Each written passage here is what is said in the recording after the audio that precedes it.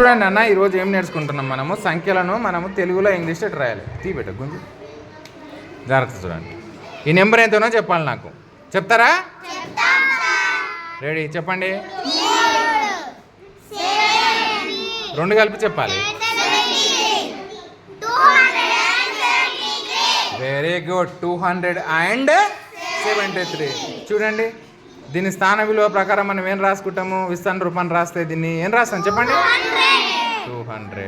దీన్ని 70. ఇది 3. 200 కదా ఇది. పట్టుకోనన్నా. ఇక్కడ చూడండి, ఫస్ట్ తెలుగులో రాద్దాము.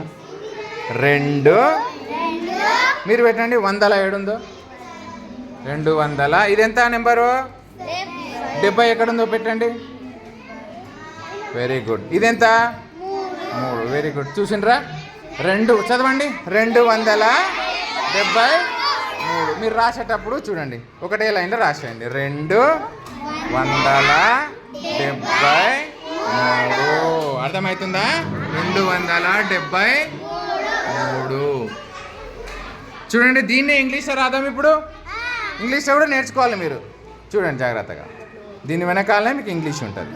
200. ఇంగ్లీష్లో రాసేటప్పుడు 100ల స్థానం తర్వాత అండ్ పెట్టండి. 273.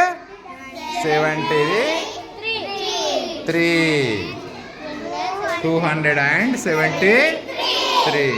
అర్థమవుతుందా? కొన్ని లెక్కలు ఇస్తా చేస్తారా మీరు? ఇది అర్థమైంది కదా మీకు? ఈజీ. మీరు ఒక నెంబర్ ఇచ్చినప్పుడు ఈ నెంబర్ ఏందో చెప్పగలగాలి.